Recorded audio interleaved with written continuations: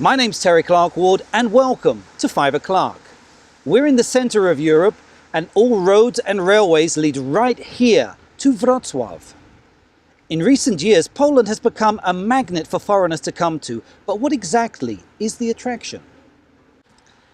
Behind me is Wrocław's main station, which looks more like a castle than a station. But like any palatial building, there are probably many amazing secrets inside. Now, before we meet today's guest, let's go to the clue table.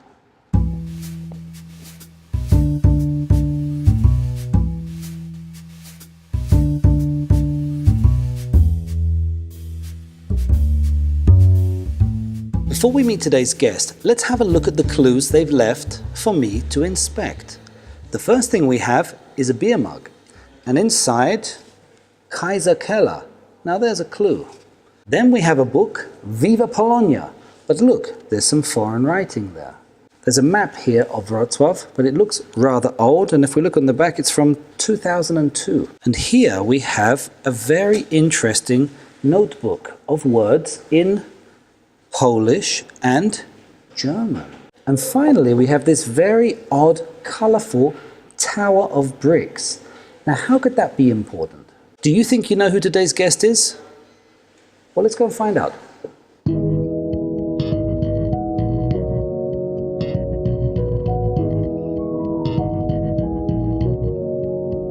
Today's guest is German cultural enthusiast and founder of Tower of Babel, Matthias Kenkel. Welcome to 5 o'clock. Thank you, Terry. Good to be here. So, Matthias, why Wrocław and why Poland? Well, maybe let's take it the other way around. Why Poland and then why Wrocław? Because I actually was in Poland long before I moved to Wrocław. Poland was actually a pretty spontaneous decision. First time in Poland was 2002 with the big band I used to play in. We went to the Masurian Lake District. And since I spent a week there, mainly in German company, I just decided to go back to Poland, see some other places, and actually get the more authentic experience by not traveling with other Germans, but just on my own and get to know. Was there any special connection with Breslau or Wrocław? Because, I mean, we both know that this was a German town for almost 700 years. Well, I've heard the mystic name Breslau quite a couple of times, of course, but I never really knew much about it before I actually moved here. I've been to Wrocław a couple of times before I moved here, but basically the place I got to know the best was the railway station and the surroundings, because it was just for changing trains and waiting for the next train. And that's actually where we are right now, isn't it? Indeed, and it's a lovely place, isn't it? So what can you tell us about this place, this beautiful palatial room? Well, I've been here once before during a guided tour. That's when I learned that this ceiling is actually not wooden, but made out of metal. Wow. Which is quite amazing. Gold? No, it's not gold. I just forgot which exact metal I used to build it, but it looks quite authentic. It looks almost like wood, doesn't it? Because you know the story of the gold train. Maybe the gold is up there. Oh yeah, the golden train. Most likely it doesn't exist. They just put it all up there. Anyway, when you decided to come to Wrocław, what did your family think about that? Well, I moved to Wrocław in 2012. I'd been spending quite some time in Poland during various trips and even like longer stays, like half a year in Krakow in 2005. So they already knew that I was into Poland. So the decision for me to move to Wrocław was not really anything big for my family at that time. Are there many Germans living here, in your estimation? Well, I guess that depends from the definition of many. I personally do know quite some Germans living here, and luckily or happily, I'm really happy about that. Some of them actually speak very good Polish. As well as doing a few other things here, you're also a translator. So you speak German, English, and Polish, po polsku też. Zgadza się. You must have been comparing the three languages. Are there any words or phrases that are basically the same in each? When it comes to phrases or sayings, actually you can translate some of them like literally from German into Polish or Polish into German, and will be almost the same. Now Breslau had a very, very illustrious history and was also the home place of many Nobel Prize winners and inspirational scientists and inventors. Is there a German from Breslau that you are particularly inspired by? A person which my father was very much inspired by is the Protestant theologian Dietrich Bonhoeffer, who actually came from Wrocław, anti-fascist during the Nazi times. Right. And he was actually quite, how to say, quite convinced in his anti-fascist approaches, and was murdered for that in 1945. 10 or 15 years ago, Germans would be coming here and saying, oh, I used to play in that courtyard or whatever. But today, young Germans, shockingly, often don't know Breslau. That's true, that's true. As mentioned earlier, I knew the name, but that was basically all of Breslau I knew. There are quite some Germans here in Wrocław nowadays. I mean, Polish people are pretty like, it's Wrocław now, it's not Breslau. Who do know, of course, not only about Wrocław, but about Poland quite a bit. But like once you go to Germany, I think people usually do not know very much, neither about the country nor about specific places. I went over a couple of years ago to the border town of Görlitz. And when I was there, I got talking to somebody in English, and I asked, where can I go to a museum and see a few interesting things? And they asked where I was from, and I said, well, I actually live in Wrocław. And they said, sorry? Breslau. No. Not Breslau? No. And I said, it's like 150 kilometers that way. Oh, we don't go that way. You've taken your interest in language and culture, your passion, let's say, and you've brought this into an amazing international organization. Well, it's really an international meeting. You've created a wonderful international meeting called the Tower of Babel. What exactly is it, and where did you get the idea from? It is indeed like a space for people from various parts of the world, including Poland and Wrocław, to meet up in a relaxed atmosphere, get to know each other, have a fun time, and a couple of sometimes really interesting discussions as well. But it's basically about fun and getting to know people. Okay, so what does it actually involve, this meeting? What do you have to do to go to the Tower of Babel? Be open-minded and curious. I think that's what really helps there. And you actually asked where the idea came from. In 2005, when I lived in Krakow for more or less half a year, they started organizing language evenings, like regular tandem language evenings once a week there. And I was there at the very first meeting and then a regular participant for the time I stayed in Krakow.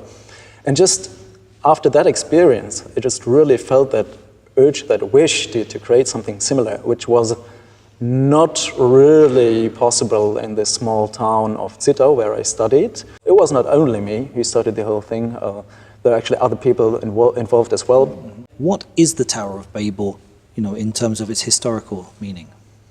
People wanted to build a tower up to the sky, and which was actually quite ambitious, and not only ambitious, but how to call that, like offending God, right? Okay. A very huge project. Only God can build such, great things.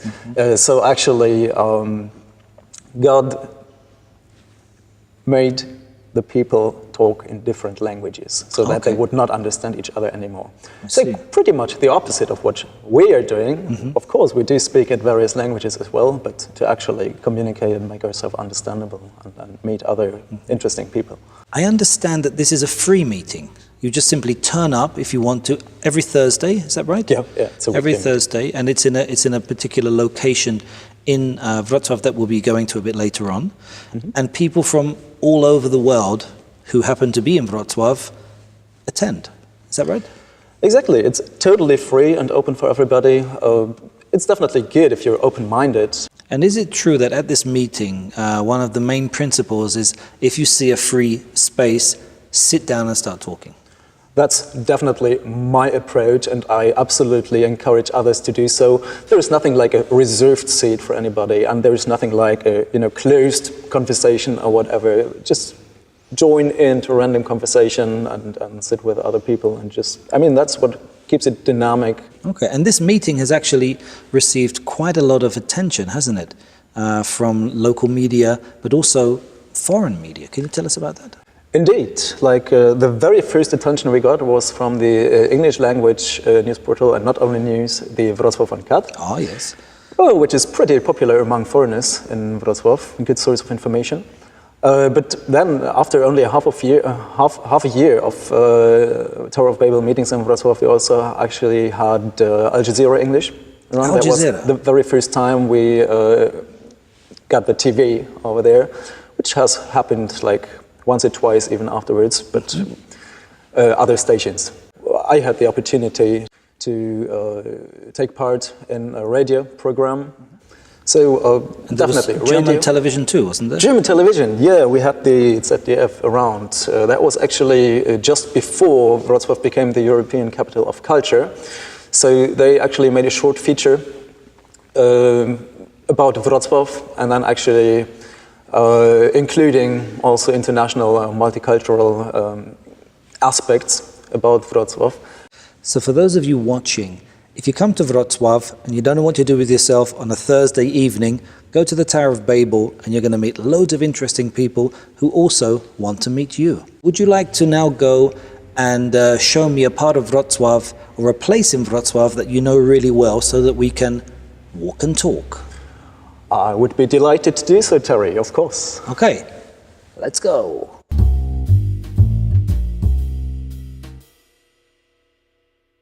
Okay, Matthias, why have you taken us here?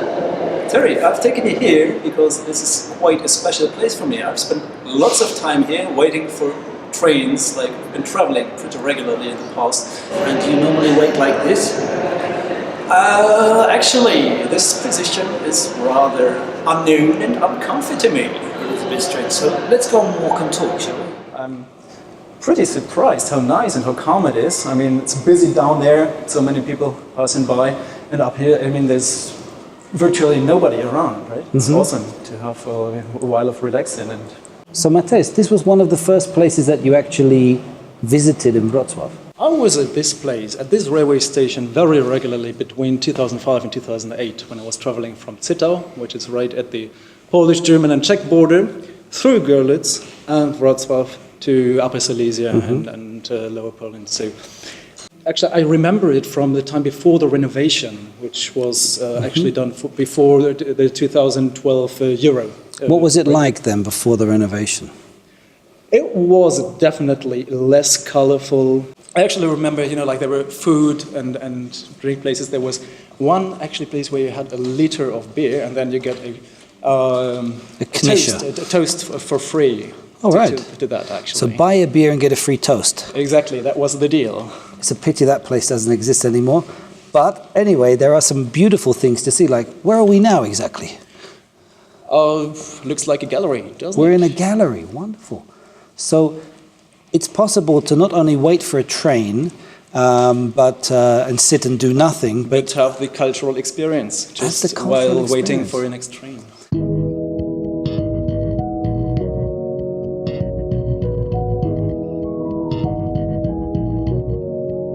Bartłomiej Sarna, menadżer dworca Wrocław Główny. Znajdujemy się w holu dworca Wrocław Główny. Jest to jeden z najładniejszych dworców kolejowych w Polsce.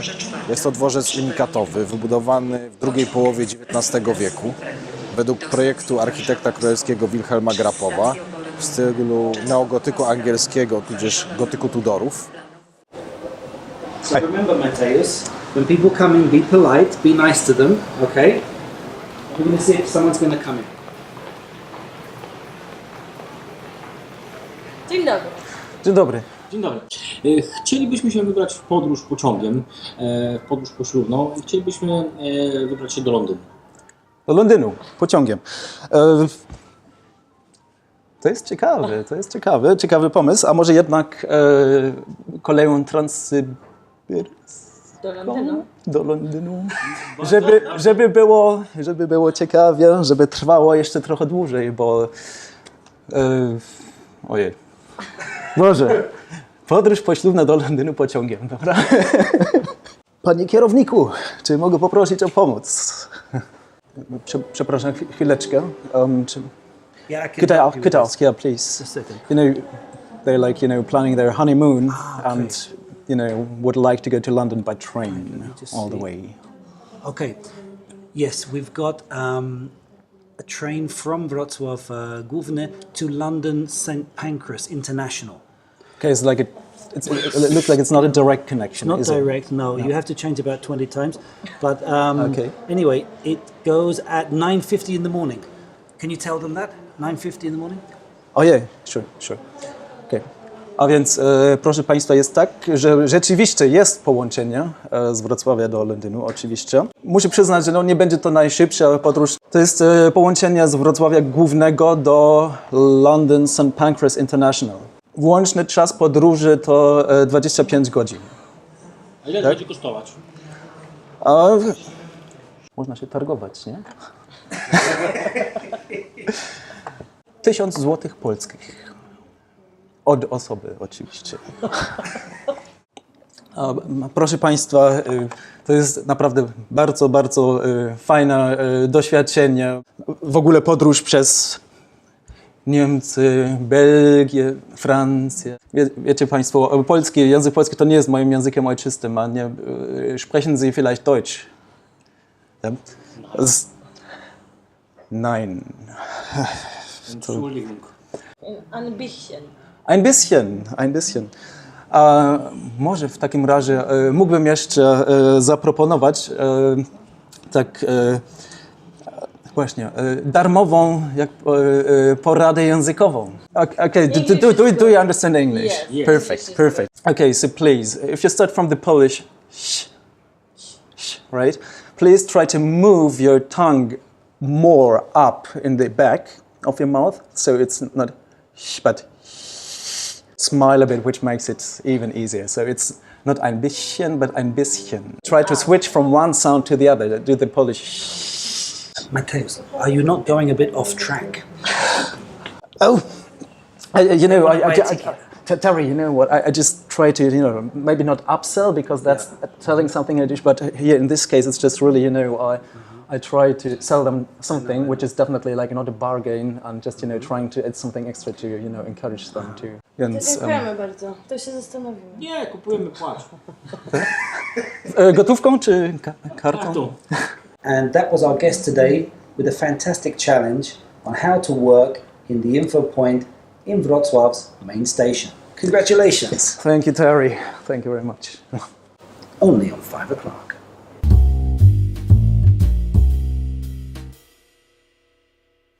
Matthias, we're here in the Mia Gallery, which is part of the railway station, but it will soon be dismantled, so we're very lucky to be here.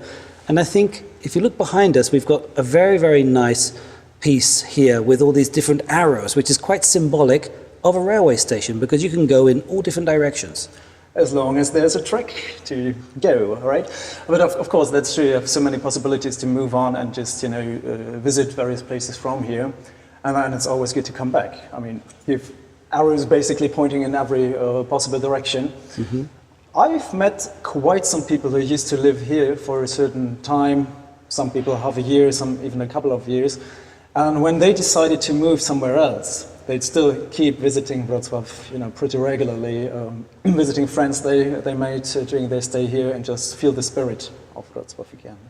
And have you decided to make a firm decision to stay in Wrocław? Oh, that's a good question, actually. Usually I do not make plans too far into the future, which is also true for my current situation. I've been in Wrocław now for a bit more than 5 years and definitely do not plan to move on now. Choose an arrow that best represents your experience in Wrocław. And we got it.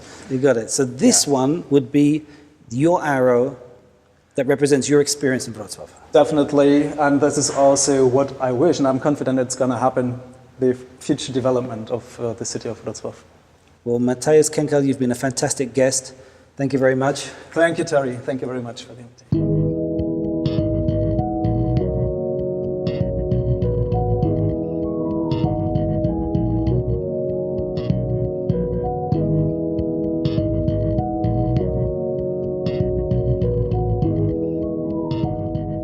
Meeting people of different cultures who also want to meet you is a good experience because it tells you quite a lot about yourself and can avoid a lot of misunderstandings.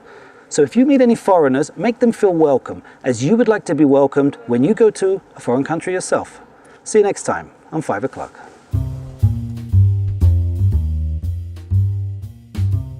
Ready? Yes. 3, 2, 1, wait. Entschuldigung. Was? Was? From London? Yes, from London. Prawdziwy Brexit? Exactly. Nienawidzę. Unia Europejska. Only. Only. Only. Ja też nie lubię Angolę. Finally, not finally, it's not finally. Finally is there. From there, yeah? Yeah. Black, only black. Black coffee, no milk, okay? No. Anyway. Next thing we have is a calendar. No, it's not, it's a map.